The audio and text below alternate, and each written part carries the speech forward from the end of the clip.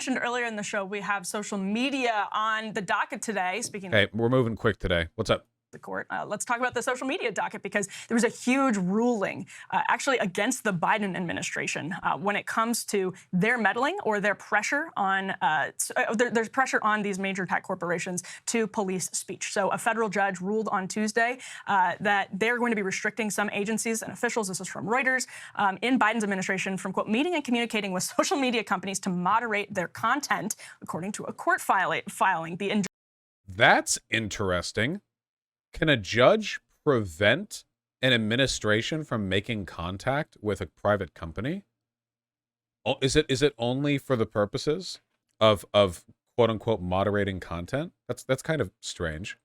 Injunction came in response to a lawsuit brought by Republican attorneys general in Louisiana and Mississippi who alleged that U.S. government officials went too far in efforts to encourage social media companies to address posts they worried could contribute to vaccine hesitancy during the COVID-19 pandemic. Oh, okay. So this is basically when the COVID-19 vaccines rolled out, the FBI and some other orgs talked with Twitter, and they were like, hey, could you like maybe clean up a little bit? We're going to suggest some posts for you to clean up.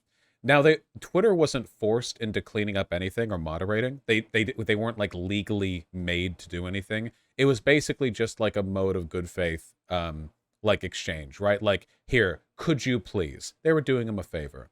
Obviously, there's definitely excuse, or there's potential for like abuse of power there. Yeah, it was also election disinfo as well. Stuff that was like lying about 2020 or the election results. It's worth noting, though, that this is stuff that Trump's administration did as well. We had the big expose, ironically, from one of the Twitter files. Do you guys remember? I forget who was the one who presided over this particular set of Twitter files, but there was a guy like, here, we have all the data on how the Biden administration bullied social media companies into censoring people. And then it was like, okay, well, they couldn't actually force him to censor people. They just asked him to. And also Donald Trump did this, and he did it way more than Biden did. But Biden did it too, and it was really bad. Whose was that? Was that Matt Taibbi? Was that Matt? No, or was it Iglesias? I think it might have been Iglesias. It was a Matt. It was some kind of Matt, okay? No, it was Taibbi, not Iglesias. Whatever the case was, it was pretty funny. Or upend elections. Now, the White House has said the Justice Department is taking a look at the order and is going to evaluate its options. But we actually got reporting just last night from the Washington Post that the Biden administration had canceled some of its meetings with these companies, which we learned from the Twitter files were regular. For instance, you regularly had Twitter meeting with the FBI in the lead up to the 2020 election. So that in and of itself is interesting that it has some teeth to it. But of course, this was not met with cheers by a lot of people in the corporate press. Let's run B2 right now. It's a pretty hilarious freak out from, I think this one's CNN, but it might be MSNBC. Take a listen. If they find something that, they're flagging this post and say, hey, they're not explicitly saying you need to take this down. Often there's sort of an implicit implication there, saying, just, bringing this to your attention, and then the social media company can decide independently whether or not that violates. Can you imagine being a guy who works at Twitter and just getting a little ping on your email, and it's like some higher up at the FBI, and they're like, hey, just thought you'd want to see this, wink. And it's just like a tweet of somebody saying Trump actually won in 2020, and you're like sweating. You're like, nice tweet. It's their ongoing standards. But it's a really new area and a really complicated one, and one that there should be close guardrails on to make sure that the government is not overreaching. But the idea that the government can't have any communication with these social media companies, I don't think is something as really a world that we would want to live in. It's not really a world we'd want to live in that world. Doesn't it sound? The FBI communicating with social media companies is also one of the premier ways they break up pedophile and child sex trafficking rings. Obviously, the FBI is the federal police. They need to communicate with social media companies in a lot of issues. They have to. That's not, you can't not. Okay. Sound bias is sort of utopian at this point. Let's put B3 up on the screen. This is from Robbie Suave over at Reason. This is a great headline. The FBI frequently flagged joke tweets and asked for moderation. Again, we know that this is the case. And actually what's kind of interesting here. Yeah, because keep in mind, the FBI aren't posters, okay? They're not transgender, which is what you need to be a good Twitter poster. So they'll see like they'll see a Twitter account called like ML_Vanguard tweet something like, glory to the People's Republic of America, comma, glory to the lost election of Donald J. Trump, and then there'll be they'd be like, oh, well, this is a far-right insurgent, obviously, is trying to promote anti-democratic sentiment. We should flag this for Twitter, because they don't understand. They're not posters. Is that CNN had a similar sort of freak out panel. I genuinely don't know if the legal analysts that are overpaid at CNN and MSNBC have read stories like this, have like truly thoughtfully combed through the Twitter files. One thing that's a little bit frightening is that they very well may have, and they may actually think, yes, that the FBI should be policing jokes on Twitter, should be reporting parody accounts, all of those things. I think one of them was like a parody account about Joe Biden's niece or granddaughter or something like that. And they were like, we need it down. So again, I would actually agree with this if the FBI was forcing Twitter to delete those tweets or ban those people or whatever, but they weren't. So I kind of don't. I don't actually care anymore. Also, again, all of this was stuff that Trump did, and he did it worse. He did it more. He did it in more ethically questionable circumstances as well. But like, I don't know. Like, I guess you could argue that's just not the place of the FBI. And to be fair, it definitely isn't. It's just I don't consider it to be like a big deal. If they started forcing companies to delete stuff, I would consider that a big deal. I'd consider it a pretty minor issue under these circumstances. However, the fact that these two were like, haha, wouldn't it be like great if the feds couldn't even communicate with social media companies at all? Like they have no idea how much like they have no clue. Immediately, and the entitlement that the government approached these corporations with, that like, you listen to us, we're bullying you into submission. That's part of what the judge is ruling on here, is like, this is not the appropriate relationship between government and these platforms. But I honestly don't know if they actually realize the full extent of the censorship requests as laid out there. Like, we're talking about jokes. We're not talking about matters of national security in every case. Are there some the entire big lie about Trump winning the 2020 election is a matter of national security. The existence of the Republican Party is a matter of national security. You can't get out of that one. Legitimate reasons that the White House might want to flag something to Twitter? Sure. Is that really what they were doing? Absolutely not. Right. Well, because there's two levels here. There's like the amount that the government was communicating with Twitter in particular, but also we know, Mark Zuckerberg has said things about their interactions at Facebook as well. That is very dystopian and should be really unnerving, and, really came into play during elections, during the Hunter Biden stuff, also during COVID. No, the Trump administration did it before. Again, these dishonest hacks. The Matt Taibbi Twitter files literally talked about all of this. God, can I find it if I just search it? Because there were multiple Twitter files by Taibbi, so I don't know if I'd even find the right one. These social media platforms were trying to really sort through fact from fiction during a pandemic when, science was unsettled and there were a lot of things that they just blatantly... Science was unsettled? Left-leaning? Progressive? Crystal ball. Oh, yeah. The discussions that people were having on vaccines on social media at the time was definitely a matter of the narrow windows in which people were still figuring out the particulars of the science. It's true. It definitely wasn't just unhinged conspiracism. The Taibbi Twitter files mentioned how Trump as president pressured Twitter to take down a mean tweet about him from Chrissy Teigen. Yeah. Under Trump, the Trump administration was pressuring social media companies into deleting stuff over personal insults. Like literally, Trump was like, I don't like that tweet. I don't like that tweet. I don't like that tweet. Go talk to Jack. I don't like that. I don't want to see that tweet. And then some guy from the Trump admin would literally be like, yeah, no, get rid of that. It was like strongman shit. Whereas under the Biden admin, it was mostly election disinfo and vaccine misinfo. Got wrong and ended up with egg on their face and really proved themselves to be poor at being able to handle that function. So there's the dystopian aspect of it. Then there's also just the farcical, embarrassing aspect of it, which is that many of the tweets and posts that came out that they had flagged were obvious satire from accounts that had 3 followers and clearly made no difference to anyone whatsoever. And it's what? There's real crime. There's really actual bad stuff happening in the country and in the world. And this is what you people are spending your time on? That. What a stupid thing to say. Do you think the FBI agents who manage actual federal crimes are the same people who are going over Twitter tweets and just flagging stuff to be looked at by Twitter? Okay. Also, additionally, they weren't forcing Twitter to delete any of these. They were literally just flagging them to look. Again, you could argue that's not their job, and I think that's a fair argument. So why is she making a bunch of additional stupid arguments? That's embarrassing. So to give you one example, the FBI had flagged a user named Claire Foster who had tweeted, quote, "I'm a ballot counter in my state. If you're not wearing a mask, I'm not counting your vote. Hashtag safety first." And also, for every negative comment on this post, I'm adding another vote for the Democrats. Obvious satire, right? It was an obvious, like, maybe potentially lame joke that did not even get a lot of interactions. But oh, that kind of cuts against the narrative that they were doing this in a purely partisan sense, because in that case, they would be flagging a joke tweet that was actually left-leaning in its joke. this is the sort of stuff that they were spending their time flagging. But, you know, the more important part is just the when the government sends you a request, even if it doesn't have the force of law behind it, obviously that is very heavy-handed, and it has obviously shaped the type of posts that were allowed on Twitter and on other platforms. And Emily, I think your point about the Whoa. The FBI did not flag that many posts. Twitter has like 50 billion posts a day. How many did the FBI flag? It wasn't that many. What do you mean shape the types of posts you can see on Twitter?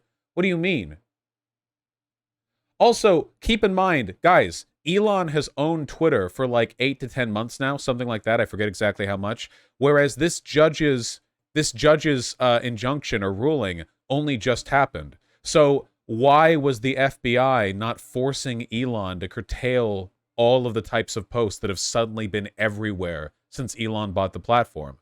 Almost like they didn't actually have the power to force them to do this. Like otherwise, wouldn't the FBI have just been like making Elon cut down on all of these things they didn't like?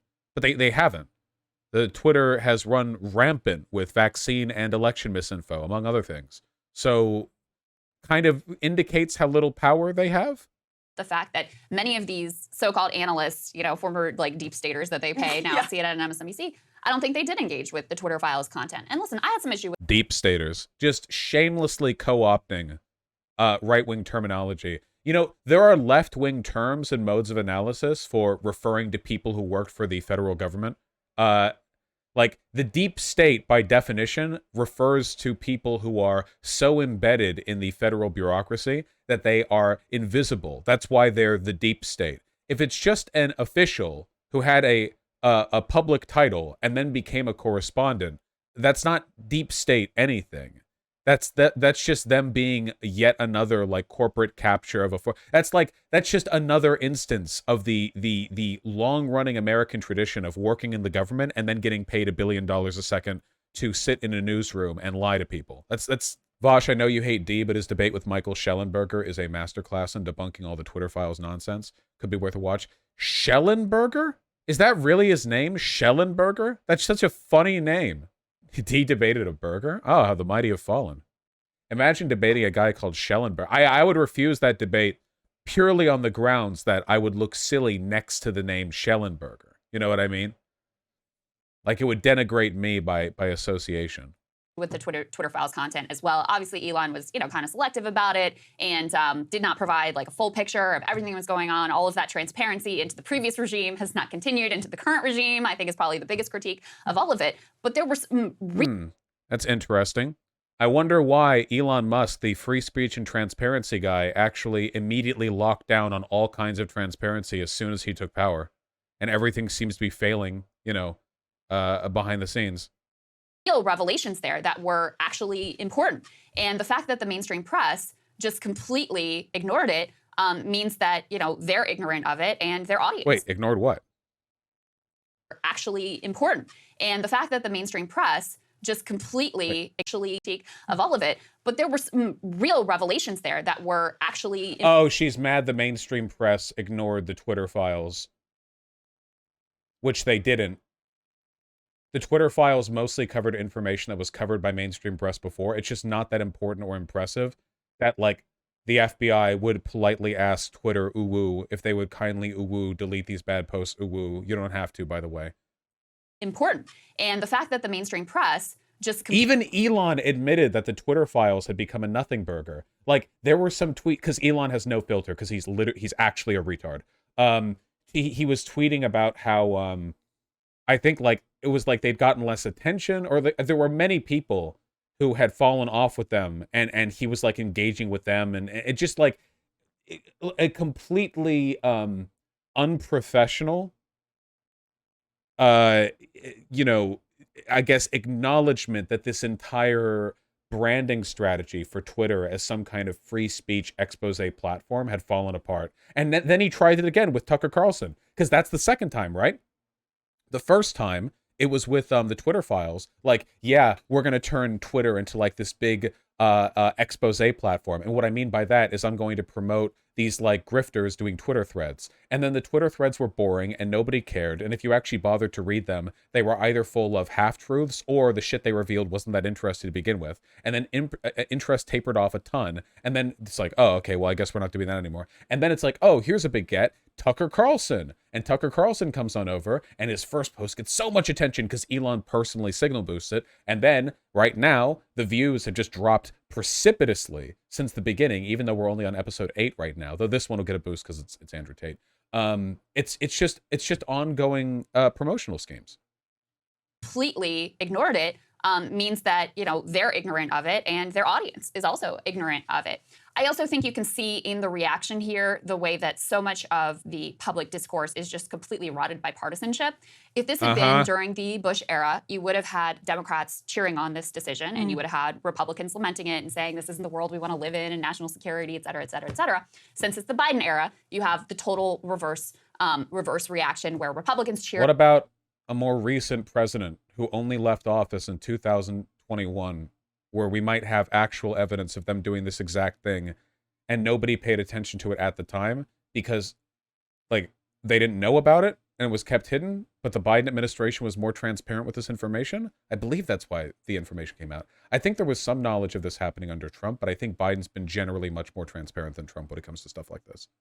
And Democrats are wringing their hands and they're very concerned about it. And this all does really go back to the, you know, Patriot Act and the type of surveillance that became mainstream during the war on terror. No, it doesn't. This isn't surveillance. It's literally some fucking interns at the FBI who are browsing through Twitter, looking at keywords and looking at viral posts and referring stuff to Twitter. The idea that this is comparable to like a multi-billion-dollar cross-intel agency scheme to funnel information out of Americans unlawfully, like that's even remotely comparable to sending a bucket of Twitter links in an email to Jack, it's just like... era. So in any case, bottom line is you should have a consistent principle here. If you are concerned about freedom of speech, if you're concerned about the First Amendment, this is a win for all of those things and hopefully will stand. Not a restriction of freedom of speech or the First Amendment. Definitionally, it's neither of those things. Just make the argument that you don't think it's the responsibility of the FBI to have any input whatsoever on moderation decisions at Twitter. Stop adding all this extra bullshit. Like, you could have a real criticism here. There's a worthwhile criticism that you could have. And push back on the government's ability to use a heavy hand to censor things that have no business whatsoever being censored, flagged, monitored, et cetera. And I was going to say, I mean, one of the best examples here is the lab leak. The conversation about the lab leak, that people in our government and our federal government were using their power to talk to these social media companies, the Hunter Biden laptop story, all of these things, they were exerting their power, wielding it over these tech companies that have proven, they've gone from conspiracy. Like, again, this is completely overstating the case. Twitter banned the Hunter Biden laptop story in line with pre-existing moderation policy they had enforced concerning leaked images and leaked nudes. Theories, so-called conspiracy theories, to basically being substantiated by a lot of facts and a lot of reporting. And that's important because we have to be able to have those conversations to get to the truth. So what information from the laptop has since been substantiated? The claims from the laptop are still this insane theory that Joe Biden, like, made quid pro quo promises to people who are on the board of the company that Hunter Biden worked for, which still haven't been proven, and then a bunch of people screaming about how the laptop was full of child porn, which it wasn't. Something may sound shady, it may sound like a conspiracy theory, and it may well turn out to be true, especially if people in power are telling you, look over there. Like, this really isn't real. And it's like the motto of Breaking Points altogether. It's like, hey, if something seems like bullshit, it's probably not. Believe everything, as long as everything you believe completely corresponds with the messaging of the right-wing pundits that you listen to. Hey, there are lots of conspiracy theories that aren't like QAnon, right-wing, Republican mainstream party bullshit, but, you know, like, I like the idea that these people still think they're mavericks and, like, disinfo dredgers to arrive at conclusions that are promoted by the entire Republican Party, you know? I just want to read from Matt Taibbi. He had a really good article about this. Matt Taibbi, the guy who did the nothing Twitter files that were promoted on the privately owned Twitter platform by Elon Musk, the world's wealthiest man, to really stick it to the institutions, you know? And racket, obviously, because like why not just say, yeah, if you hear about a conspiracy and it's being promoted by the world's wealthiest man, Elon Musk, who single-handedly controls Twitter, maybe don't listen to it. Like, why wouldn't they say that? That's just as dumb and like thoughtless as the other thing she said, right? Like, if you have a stupid standard for deciding which conspiracy theory should be have attention paid to them, why not say something like that? Yeah, why would I pay attention to a conspiracy theory that the world's richest man is trying to push? Nah, sounds like a psyop. Yeah. And the reason they won't say that is because, again, it's all bullshit. There's no real standard here. Agree with the right-wing line. Agree with the right-wing grift. That's it. That's all there is. He was doing a lot of the Twitter files work. He said basically that the investigation, which was led by these two Republican attorneys general, Jeff Landry and Andrew Bailey, produced documents showing overt government requests to censor people like RFK Jr., a White House official expressing frustration of Facebook they weren't removing bad information from the search, and emails in which a Facebook official pleads with the White House to understand that they're already... Frustration that Facebook wasn't removing information? Hey, if the federal government has that much power, then why would they be frustrated with that and not just make it happen? It's almost like these were just requests and lists that were being filed, not being backed up by any kind of actual power. The irony being, of course, that if there was any actual power or threat behind it, we know for a fact that Elon Musk would have caved instantly because he was complicit in censoring opposition electoral info in Turkey and in India, and he publicly was like, well, they said they weren't going to use Twitter anymore, so what else could I do? I had to censor the opposition info. So we know that Elon is incredibly susceptible to being threatened by governments to censor information. Definitely a credible source in all of this. Quote, reducing the virality of often true content that might promote vaccine hesitancy, among many other things. So again, just some of this stuff, it doesn't even have to be a partisan issue. It's just that, like, if we can't have these conversations, we're never going to get to the truth. How the fuck is vaccine hesitancy not a partisan issue? It was being entirely promoted by the right. And people in power will have a monopoly on what we believe is true and what we believe is not true. Hey guys, if you like that video, go to breakingpoints.com, become a premium subscriber, and help us. Right, very smart, very great, as always. Beat corporate media by regurgitating all the information we get from the right. Beat corporate media by independently grifting profits off of corporate media with their own private monetization scheme. Right. Okay.